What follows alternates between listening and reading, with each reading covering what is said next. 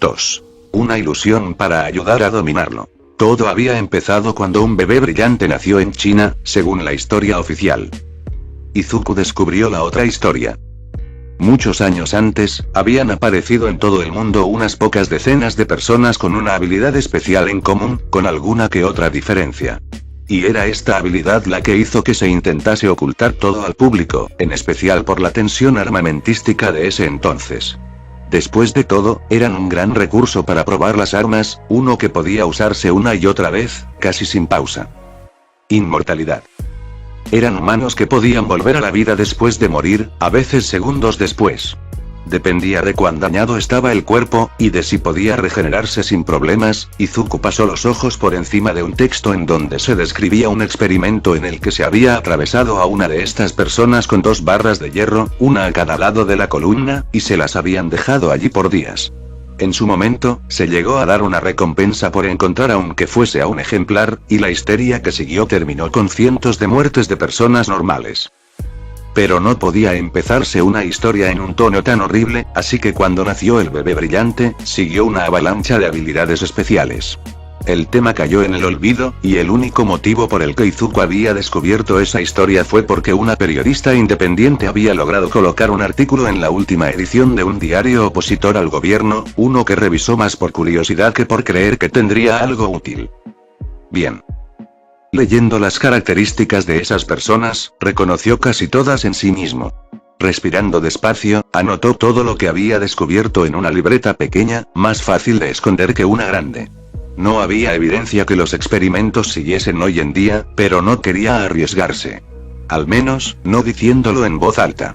Después de todo, si alguien veía algo extraño, podría decir que era una forma rara de telequinesis. Veamos si funciona ahora. Katsuki había tomado un día de descanso después del incidente del monstruo de barro antes de volver a su viejo yo. Izuku pretendía que todo a su alrededor era o ruido blanco o un posible delator que lo llevaría al gobierno para que experimentasen con él. Dejó de asistir a las pocas actividades extracurriculares que tenía y decidió concentrarse en dominar su nueva habilidad. La voz metálica retumbaba en su habitación, y el fantasma negro volcaba su arena en el suelo antes de desaparecer. Toma un cubo. La figura giró con todo el torso hacia una pila de cubos amontonados en el suelo y aplástalo. Las garras, demasiado grandes para ser de humano clásico, se cerraron sobre el cubo de madera, haciéndolo astillas. Luego dobla la cinta. Doblar no era la palabra, no, pero Izuku no sabía cómo se llamaba la acción de intentar hacer un moño en un palo de escoba. Que sería muy útil en caso de tener que barrer arena, claro. El fantasma empezó a deshacerse luego de pasar de una mano a otra una pelota de goma blanda, dejándola caer con suavidad en el piso de madera. Izuku respiró, a medias nervioso y a medias aliviado. Esto podía servir. Esto podía ser su habilidad especial, una forma de telequinesis, claro, porque nadie más que él podía ver al fantasma negro. Quizás ni siquiera fuese un fantasma de verdad, sino una alucinación que su mente le mostraba para facilitar el manejo de su telequinesis. Quizás no fuese una de esas personas a las que atrapaban y les hacían horribles experimentos. Pero no iba a pavonearse para ver si se equivocaba. Estaba menos cansado de lo que pensaba. De hecho, pudo agarrar la escoba y barrer los pedazos de madera sin problemas, llevarlos a la cocina y echarlos en el tacho de orgánicos. Algo de hambre sí tenía, así que empezó a hacer el almuerzo. Era domingo y su madre había salido esa mañana, no volvería hasta la tarde y bien le podía dejar un plato de cena. La arena no tenía olor, sabor ni peso, aunque sí podía sentirla saliendo de él, como si transpirase. Primero en una nube y después tomando fiebre. Se dio cuenta que estaba murmurando y paró, miró hacia todos lados y solo se calmó un poco al ver que no había nadie más a su alrededor. Quedaban 10 meses. 10 meses para poder dominar una habilidad que no sabía que tenía, y que quizás nada debería tener. Lo que le recordó que tendría que actualizar su registro para avisar que tenía un tipo limitado de telequinesis.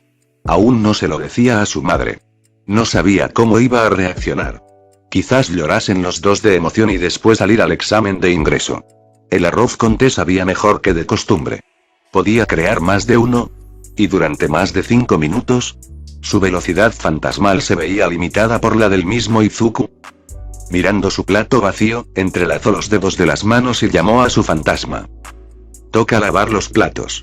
Despacio. Para acostumbrarse. Miró hacia la ventana, nervioso. Las cortinas estaban echadas, pero Katsuki podría estar allí, a punto de practicar sus explosiones. Un ruido de platos moviéndose unos contra otros llamó su atención a la cocina. El fantasma estaba lavando los platos, lento, y colocándolos en el secaplatos. Puede que no oyesen su voz, pero... Izuku empezó a grabar sonido con su celular y lo colocó al lado de la pileta de la cocina. Sin romper.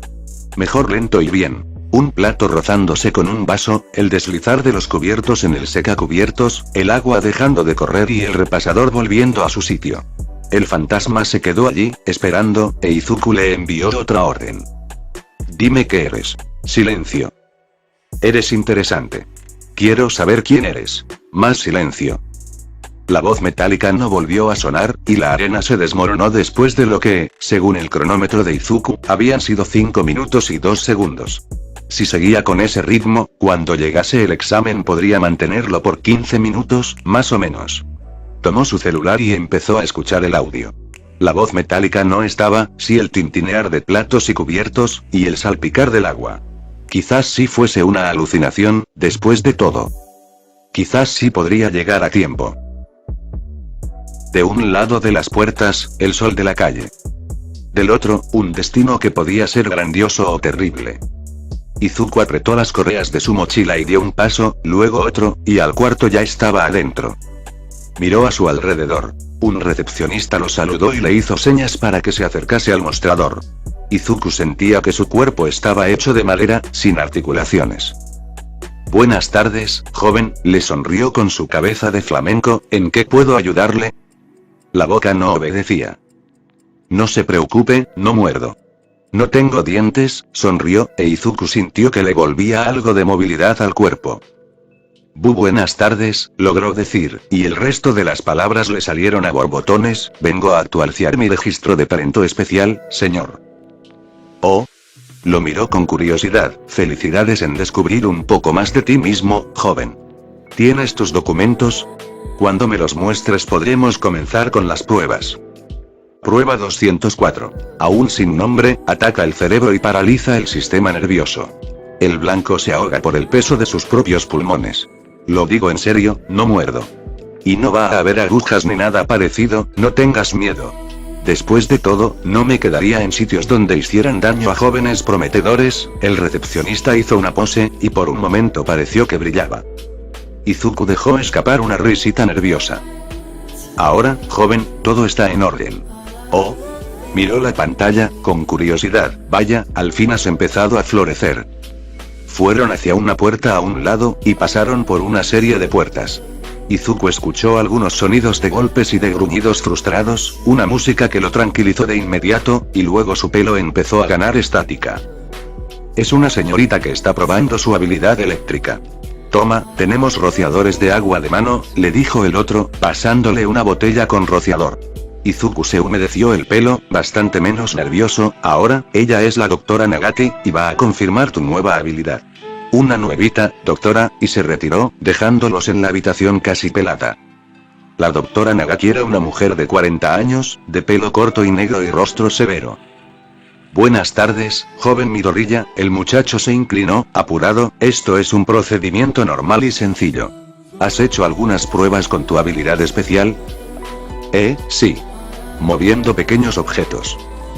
Oh, telequinesis, sonrió un poco, como en las épocas de los superhéroes de cómic. ¿Se refiere a Movimentra?